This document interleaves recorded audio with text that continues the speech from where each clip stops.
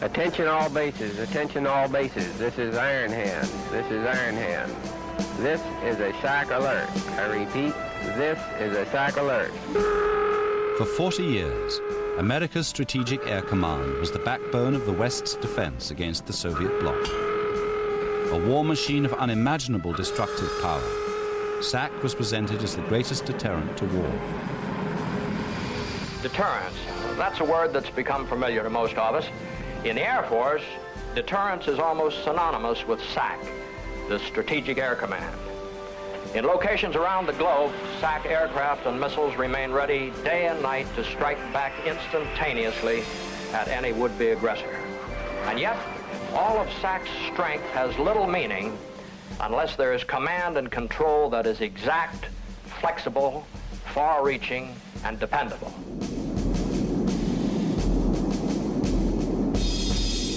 That command and control of the world's most powerful force rested in the hands of Second World War hero General Curtis E. LeMay. It was only when LeMay stood for vice president that he jokingly revealed he thought the world took the danger of nuclear weapons too seriously. We exploded over 20 weapons out at Bikini, our testing ground, our first testing ground. And the fish are all back in the lagoons. Coconut trees are growing coconuts. Guava bushes have fruit on them. Everything is about the same except the rats. The rats are supposed to be vaporized inside this fireball, but the rats out there are bigger, fatter, and healthier than they ever were before. So, taking a hasty look at these facts, you might come to the conclusion to put 20-some bombs down in one place and you improve it. SAC won the Cold War. A lot of people don't realize this, but SAC won the Cold War. The Russians knew that if they made a move, that we had the power to destroy them. Attention missile sites. Fire on designated targets. LeMay's job gave him the authority to retaliate against Soviet attack. What nobody knew was that from his command post buried deep underground at Omaha, LeMay tried to provoke the Kremlin. The blueprint for baiting the bear and for victory in the Cold War is revealed in a 1950s top-secret plan called Project Control. Project Control was a plan for attempting to coerce the Soviet Union by overflights of U.S. planes over the Soviet territory in the Soviet bloc. Shriver, who was in charge of development of new weapons, asked LeMay, what is your requirement for a bomb for the Soviet Union? Meaning, how large a bomb do you want us to develop? 1 megaton, 10 megatons, larger even. And LeMay said, 1 bomb for Russia. That was his requirement. That was the aspiration. And that's what he designed, in effect. An Air Force that acted as closely as possible to 1 plane or 1 bomb.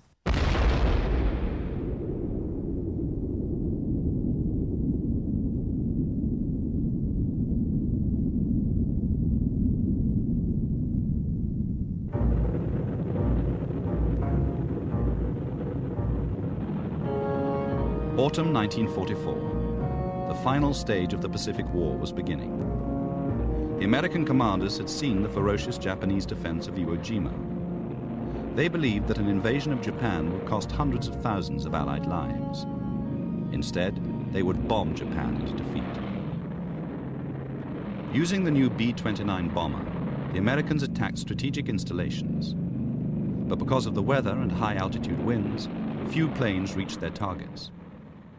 On one occasion, 200 bombers failed to destroy a single factory.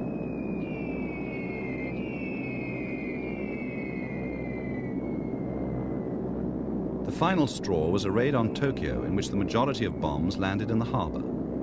The Japanese joked that the Americans were trying to drown them.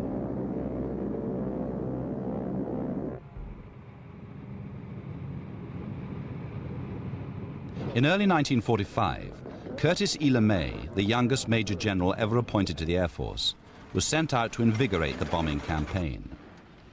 LeMay was a proven organizer and innovator. Within weeks of his arrival, he changed the whole direction of the air war. LeMay had witnessed Bomber Harris's campaign in Europe. In Japan, he turned his planes from industrial and strategic centers to whole cities. Now Japanese civilians were to be sacrificed rather than LeMay's own American crews.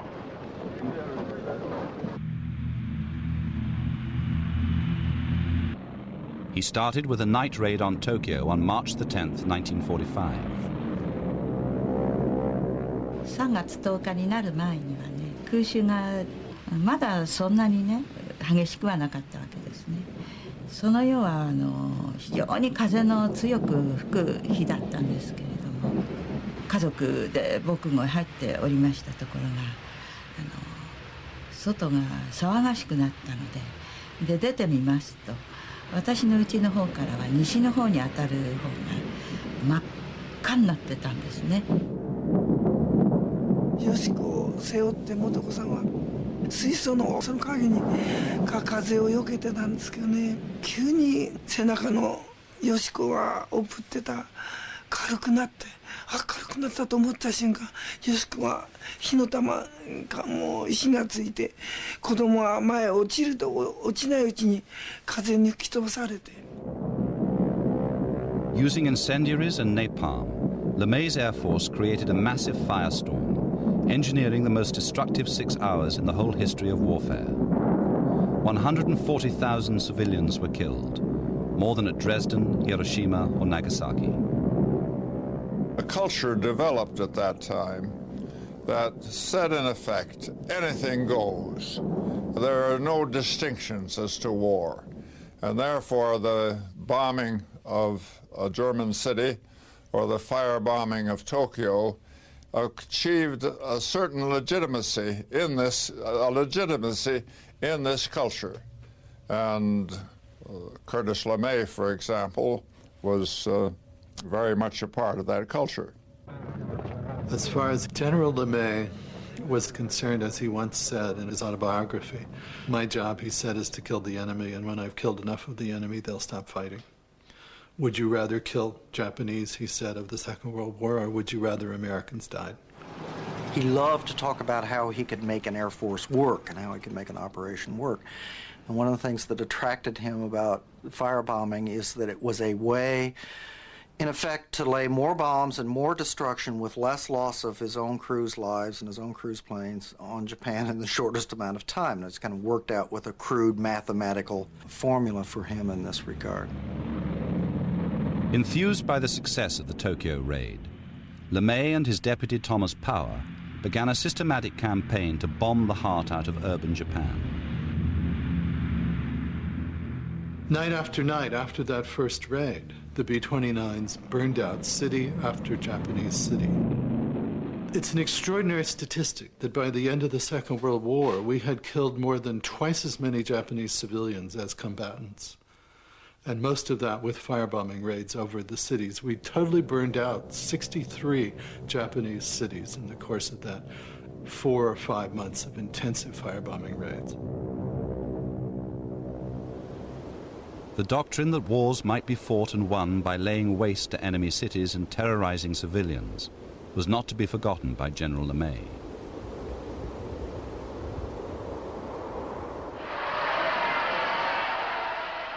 On August the 14th, 1945, the Japanese emperor surrendered. America prepared to welcome her troops home.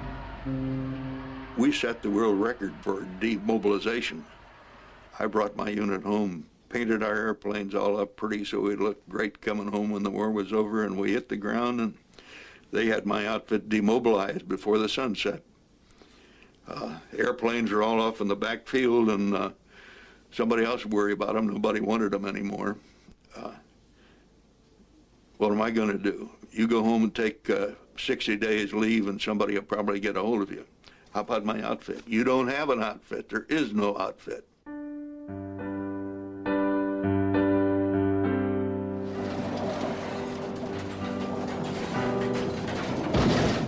America was busy forgetting the war and embracing peace.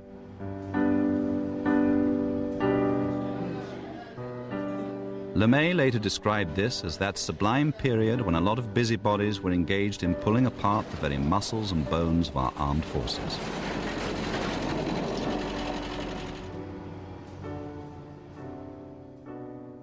America settled down to enjoy the dividends of peace. But LeMay had his doubts that peace would last. America cannot afford to await the next war, he said.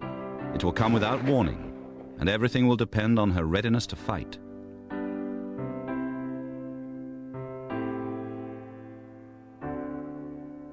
The next war will be fought out fast. It'll be a war of rockets, radar, television-guided missiles, and atomic power. Before the next war, the Air Force must be allowed to develop unhindered, unchained. There must be no ceilings, no boundaries, no limitations to our air development. Looking toward Europe from Moscow, Soviet Russia was expansively stabbing westward, knifing into nations left empty by war, with misery and chaos as allies.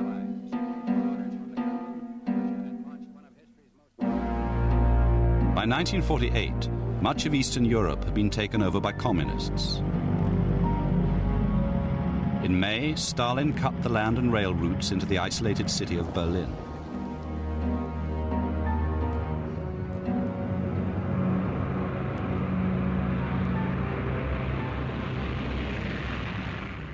LeMay was the man chosen to prevent the strangulation of the city. He was to organize a mighty airlift to feed and supply Berlin.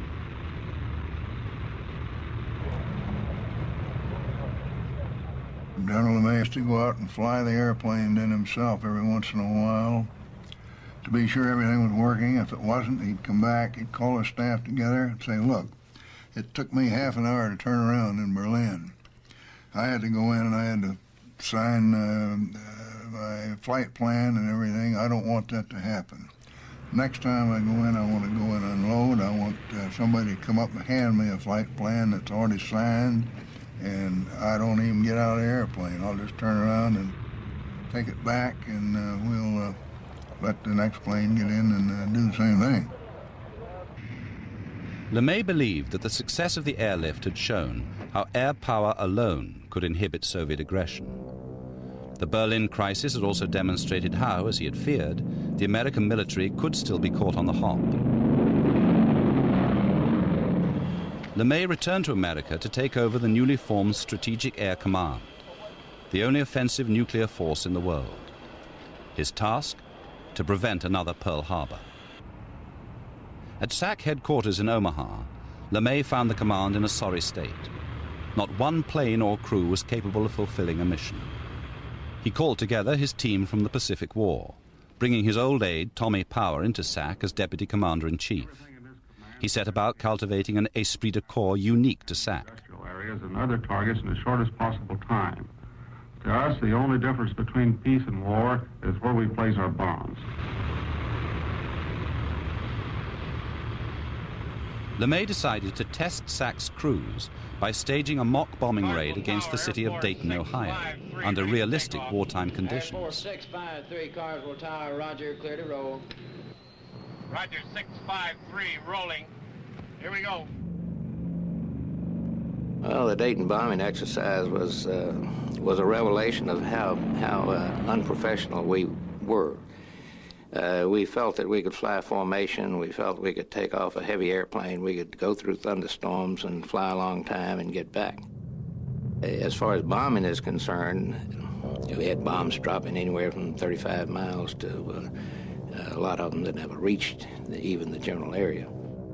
It was a debacle, but it was a revelation, and it started a great deal of training to not let that happen again. Day after day, SAC ran practice bombing raids on every major U.S. city. San Francisco was bombed 600 times in 1 month. With this training program, LeMay created a highly skilled, loyal elite. Across the north of... Well, he was a real man, and he was a real commander. He knew how to get 100% productivity out of his forces. He understood how to train them so they would be disciplined to the extent that they could be sent on one of these missions that was so hazardous. And at the beginning, our missions were very hazardous. My first mission, I could make target and fly 50 miles, and I had to bail out. I didn't have enough fuel to go any further, but I was willing to do that. Of course, I did study Russian, and I became a black belt judo guy to enhance my survival. But, you know, it takes a lot of instilling dedication in you to do that, and LeMay was capable of doing that. Conditions that simulate as closely as possible actual war.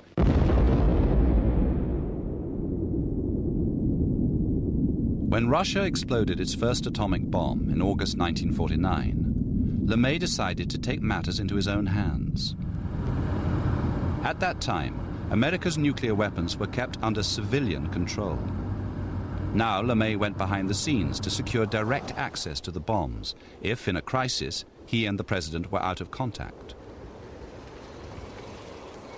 In the late 1940s, General LeMay made a private arrangement with the general in New Mexico who was in charge of the nuclear stockpile, which was all stored there on a base near Los Alamos where the weapons were being assembled, that if Washington was out of reach somehow, he would take command of the weapons, and pick them up and load them on planes and fly away. In a sense, then, he was arranging an independent control over the nuclear stockpile, independent from the president, who was the one who constitutionally had that responsibility. LeMay's point was the war would be over the second day. Therefore, you had to be prepared as if you were already at war. All that material that was going to be built after the war began had to be built before the war began. And that, of course, feeds directly into a war mentality. It says we're already at war, and LeMay used to say to his people, we're already at war.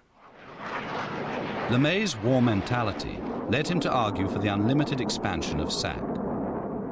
He went to Congress to claim a bomber gap was developing, that SAC was being outstripped by the Soviets. I have already brought out that the Soviets will have a numerical advantage in long-range bombers during the time period.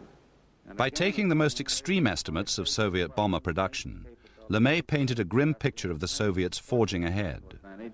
Then we will be inferior in striking power to the Soviet long-range Air Force by 1958-1960. Do you fear this mad invention that they call atomic power?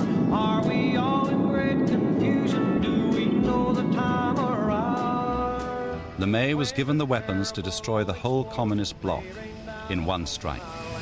Leaving horrible destruction, blotting out the works of man. SAC bases were the front line of the Cold War. Crews that were on 15-minute alert, their airplane was loaded with atomic munitions. They were parked in a chevron strip out near the active end of the runway. They could leave to go to the club and have something to eat, but they were in flying suits, and they still had to get their airplane off of the ground within 15 minutes.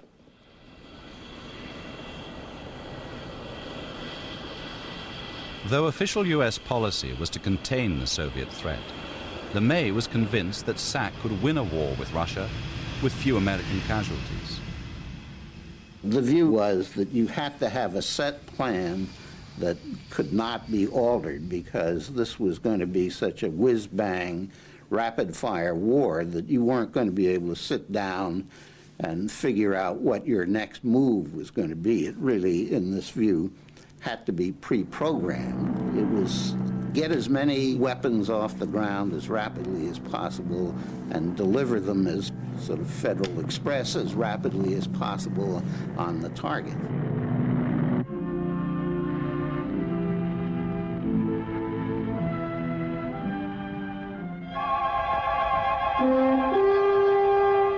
A highly trained and well-equipped North Korean army swarmed across the 38th parallel to attack... When Stalin's ally regime in North Korea launched an invasion into South Korea, this was seen by much of the military as a first step in the Kremlin's plan to attack the United States itself. No quarter was given by a foe equipped with the latest Russian armament.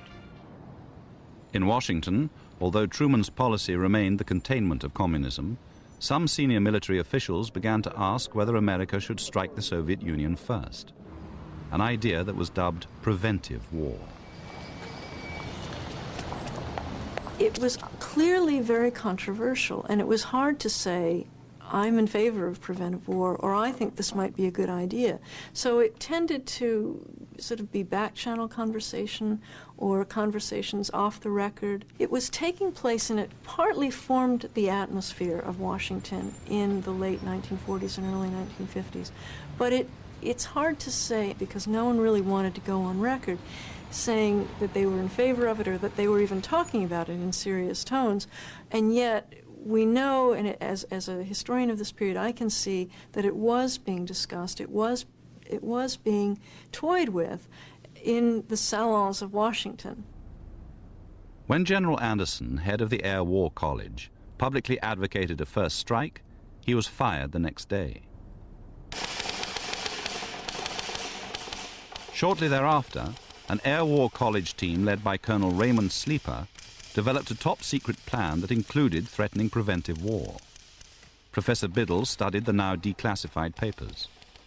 I was reading the documents. It seemed quite unbelievable to me. I mean, I was thinking to myself, Stanley Kubrick was right. You know, Dr. Strangeloves exist. The plan was inspired by British colonial tactics of the 1920s, when the RAF intimidated local tribes by dominating their territory and attacking them from the air.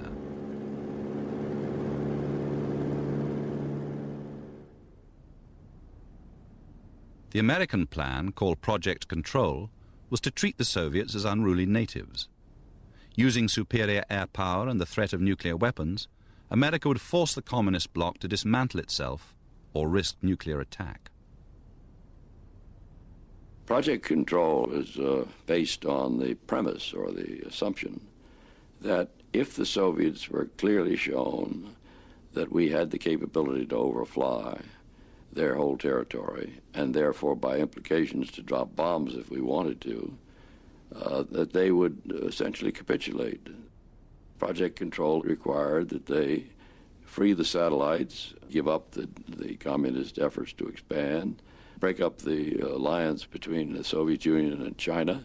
In other words, totally abandon all the various elements of their basic policy. The Air Force began to promote the ideas of Project Control in Washington. They offered an end to the Cold War, one way or another. They were very concerned about this feeling of being in a state of limbo, of being in an unresolved state of Cold War, which is very unnatural in a way, particularly for military men who know war and they know peace. This in-between phase was very unsettling. And how long will this last, and how long will it go on? And can you always maintain the initiative? Utilizing overflight to get what you want, and even being willing to go to a stage of preventive war was a way of settling the issue. The most innovative and confrontational part of Project Control was the use of spy overflights. Overflights would have two possible benefits. One was a manifestation of both the capability and the determination of the United States. It would also provide very substantial intelligence with respect to target systems if, in fact, the second stage of Project Control ever were put into effect, namely the attempt to strike out, to knock out the Soviet nuclear capabilities if they did not capitulate to the overflights.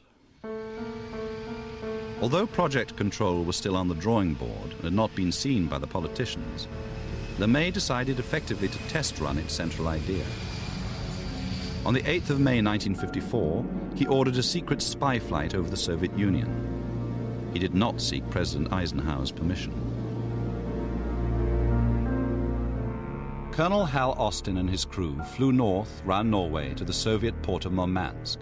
There they suddenly dashed south, deep into the Kola Peninsula, photographing Soviet airfields and dodging MiG fighters.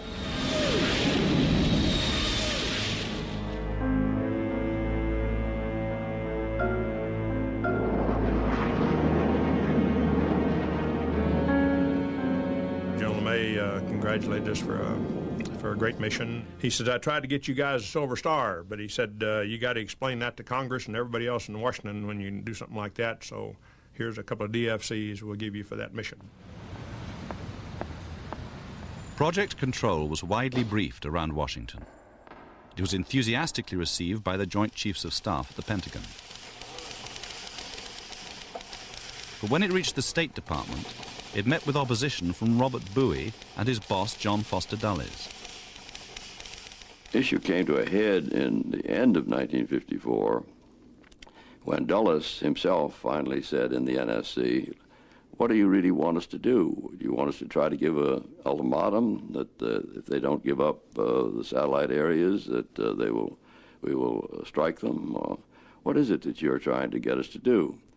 If you're talking about something like that, it would simply not be sound policy because it would destroy our own alliances. It would not, in fact, get rid of the nuclear threat, even if you got all of the satellites released. And it would almost surely end in general war.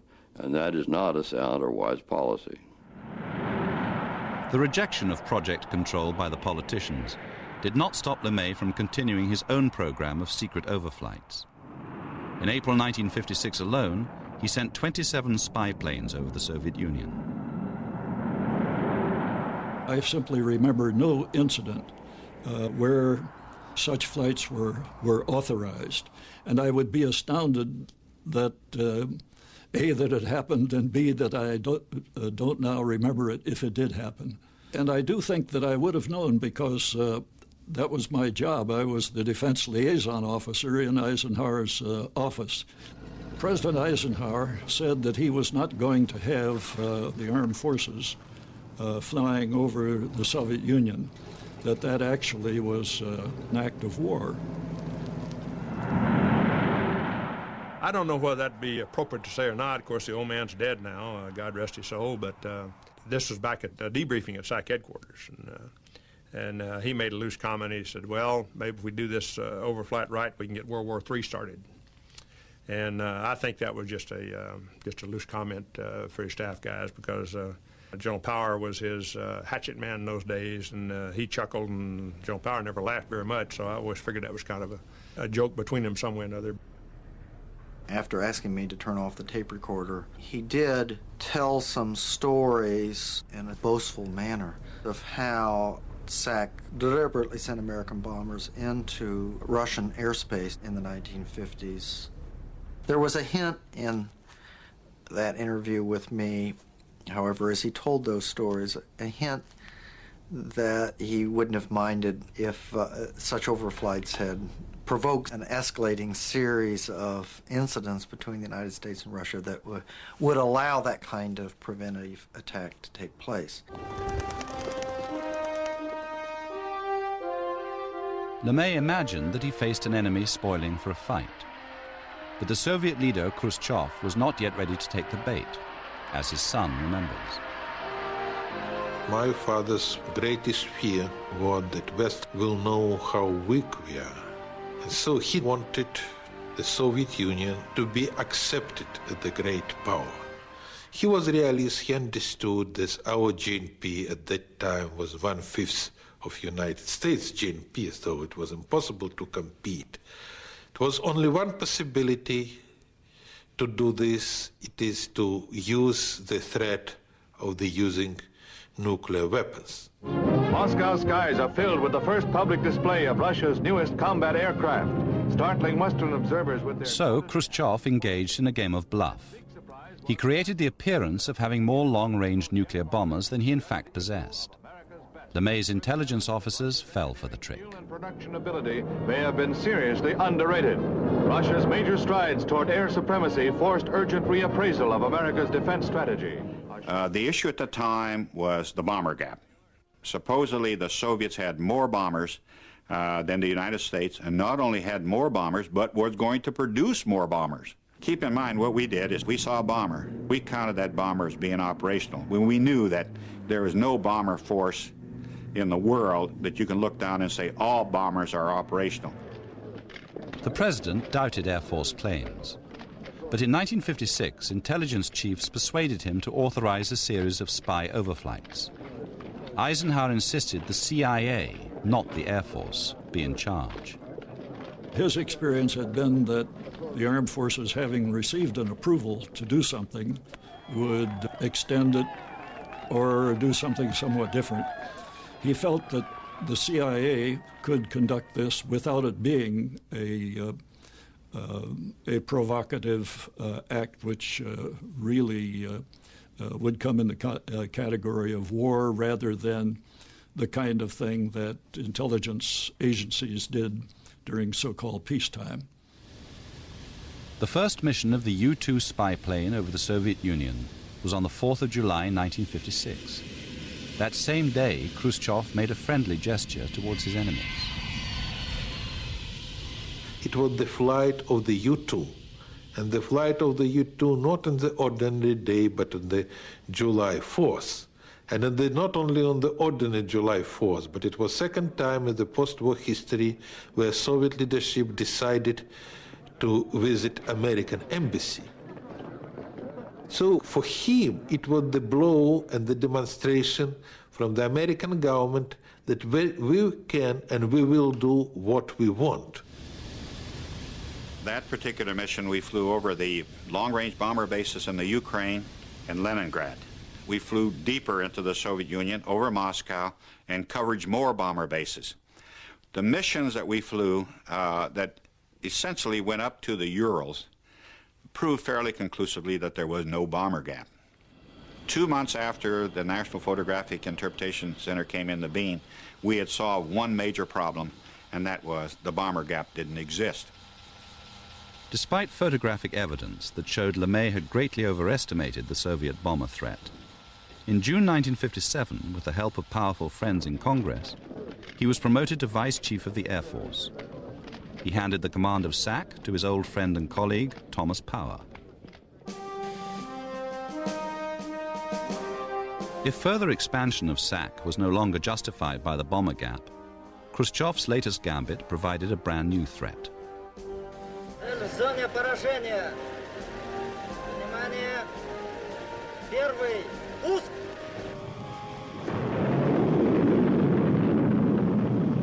Today, a new moon is in the sky, a 23-inch metal sphere placed in orbit by a Russian rocket. You are hearing the actual signals transmitted by the Earth-circling satellite.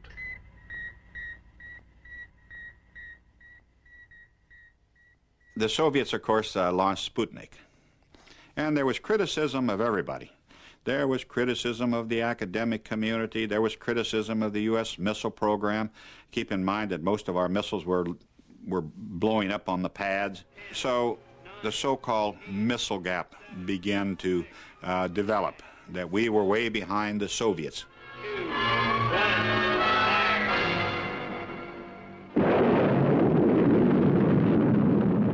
Well, when we flew the satellites in '60, that proved conclusively that not only was there no bomber gap, no missile gap, and no megatonnage gap.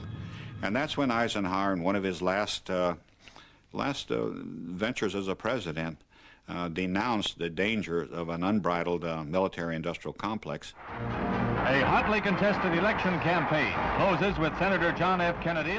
The election of 1960 was fought around the bomber and missile gap. Kennedy successfully argued that Eisenhower had failed to prevent the Russians gaining superiority over the Americans. But once in office, the Kennedy administration became suspicious of what the military were up to. A senior Pentagon official, Daniel Ellsberg, was the first civilian to see the war plan. What he found shocked him.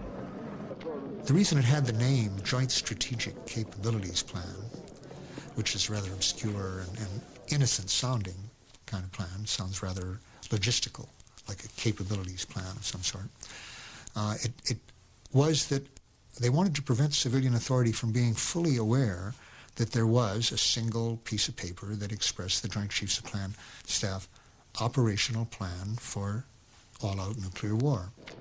There was a JCS Joint Chiefs of Staff document which directed everyone never to use in correspondence or discussion with civilian officials of the Office of Secretary of Defense or the White House the name Joint Strategic Capabilities Plan, or the initials JSCP, by which it was known. What Ellsberg found confirmed the administration's worst fears. SAC was an air force with only one response to any problem: total nuclear annihilation of the enemy. In Washington, Kennedy gathered a team of experts to provide a more flexible and graduated strategy. General Thomas Power heard about this crazy briefing that was going on in Washington mostly, and demanded of General White that I be shipped out to Omaha to talk with him and his staff. And he had me come to his briefing room and had assembled all his key generals. He said, you know, you academic, lily-livered types from the Rand Corporation, all you want to do is save lives. I'm going to dispose of them. He said that he would regard it as victory if there were 2 Americans and only 1 Russian left. He really didn't seem to be fully in control of himself. It was as though I was witnessing some strange performance in which this 4-star general was displaying several different personalities, as it were. And it did lead me to wonder, is this the individual who really commands this enormous center of power? The mission of the Strategic Air Command is to be prepared to conduct strategic air operations on a global basis. Now, the important thing is that we have the capability to carry out that mission. And what's more important is the fact that Mr. Khrushchev is well aware of that capability. And whether you or anyone else agrees with that statement really doesn't matter. The important thing is the record's clean. I don't know that it would be fair for me to challenge his integrity, but I frequently concerned myself with it. He was, towards the end, he got so bad that he would not talk to anybody unless he had somebody in the room recording everything that was said. I'd be behind the chair and there was all these mouth things and recording what happened. And why, I don't know, you know, that's some kind of a paranoia or something. I felt that he was losing his stability as he aged, and with all the weight and responsibilities that he had on his shoulders. And you say that this just wasn't your concern. This was a view shared by a number of people. I think that if you interviewed the major staff members of his command, you would find that the majority of them would feel the same way, would express their same opinion as I've expressed. Despite the reports coming in on his top generals, Kennedy maintained cordial relations in public both with SAC High Command and General LeMay. LeMay, however, had begun to think the unthinkable and question who should have authority to launch a nuclear strike. I'd really never heard it questioned by anyone that it was appropriate for the president to make that life and death decision, life and death not just for Americans but for most of the world. And LeMay did question it. He added to, he brought out himself the point. He said, after all, should the president even be in the loop for that decision, which is Pentagon language, meaning should he be part of the decision process, even if he were alive? And he was smoking a cigar, I remember, in a way that looked very tough, and he growled, and he said, after all, who's better able to make that decision? A man who's been preparing all of his adult life to make that decision, face that question, or some politician who may have only been in office a few months.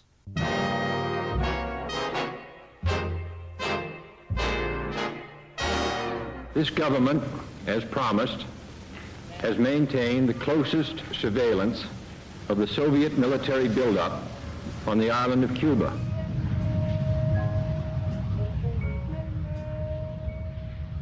Within the past week, unmistakable evidence has established the fact that a series of offensive missile sites is now in preparation on that imprisoned island. The purpose of these bases can be none other than to provide a nuclear strike capability against the Western Hemisphere. Here you have 100-foot tents, 65-foot missiles in ranch country and a bunch of military tents. You know, this is not a Boy Scout jamboree out there. You know, this is something serious. And not only that, but, you know, what were you going to do with 100-foot tents? And then 65-foot trailers, you know, those are not associated with agriculture. The United States answer to Soviet blackmail in Cuba was a quarantine of all offensive weapons being... The cause of the Cuban Missiles Crisis was the misperception and misunderstanding of my father, because he did not realize the reaction of the American people.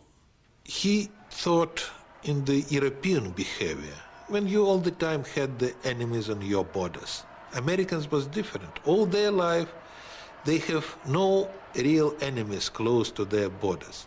And when they realized that they have the missiles which can hit them from Cuba, they became crazy and they was ready to die, but to push this out of the country.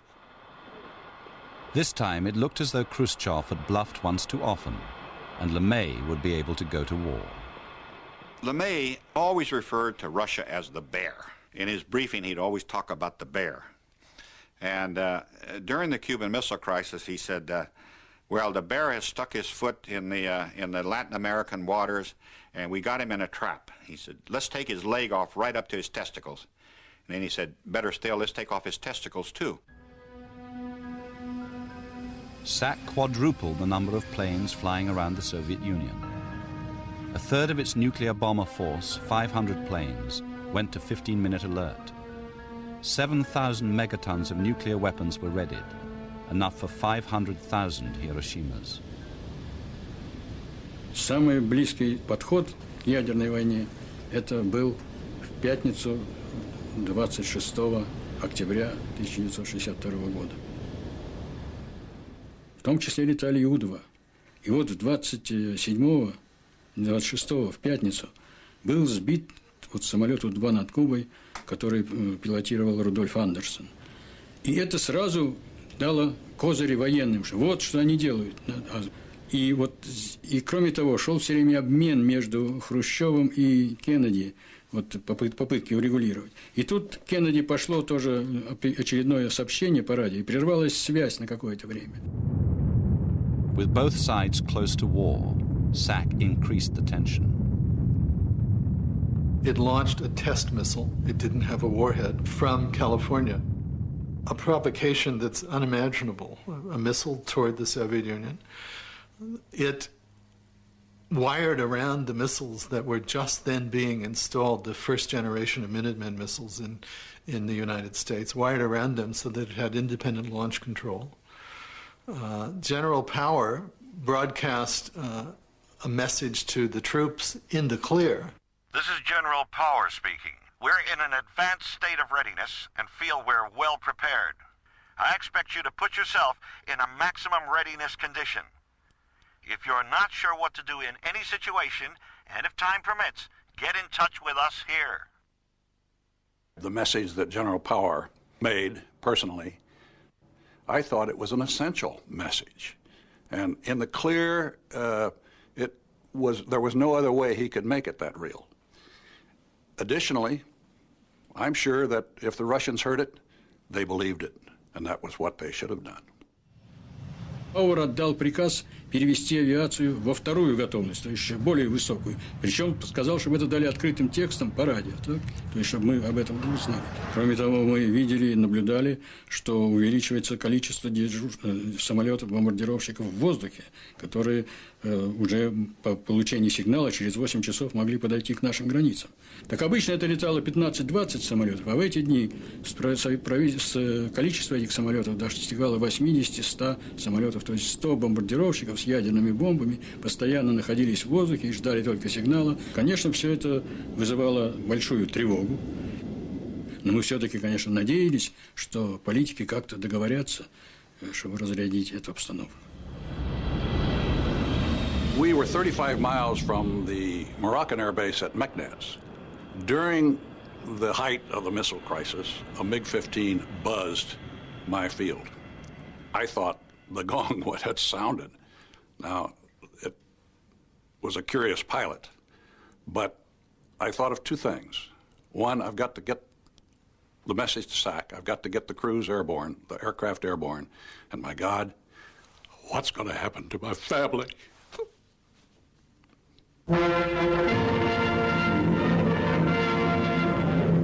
The retreat to Moscow.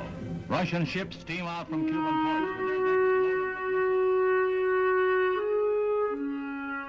loaded. At the last moment, the politicians prevented an attack.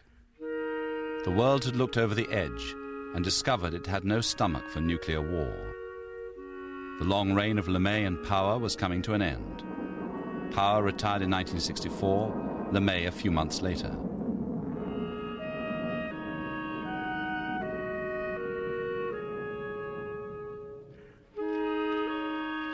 His legacy, the idea of fighting the Cold War with threat of nuclear Armageddon, lived on. General LeMay was the most prominent figure in the culture of destruction, a mentality that had exempted itself from concern for human life, concern for people, exempted itself from any distinction between civilians and soldiers. And as John F. Kennedy once said to me, at the time of the missile crisis, and some proposals of that sort came up for taking Russia, Soviet Union out of existence. He said, do these people belong to the human race? LeMay had spent his professional life trying to limit civilian control of the military. When he put aside his uniform, he tried to win that control for himself. He ran on the presidential ticket with extreme right-winger George Wallace. For the first time, LeMay could publicly express his views, putting Wallace on the defensive. General LeMay hasn't advocated the use of nuclear weapons, not at all. He discussed nuclear weapons with you. He's against the use of nuclear weapons, and I am too. If I found it necessary, I would use anything that we could dream up. Anything that we could dream up, including nuclear weapons, if it was necessary.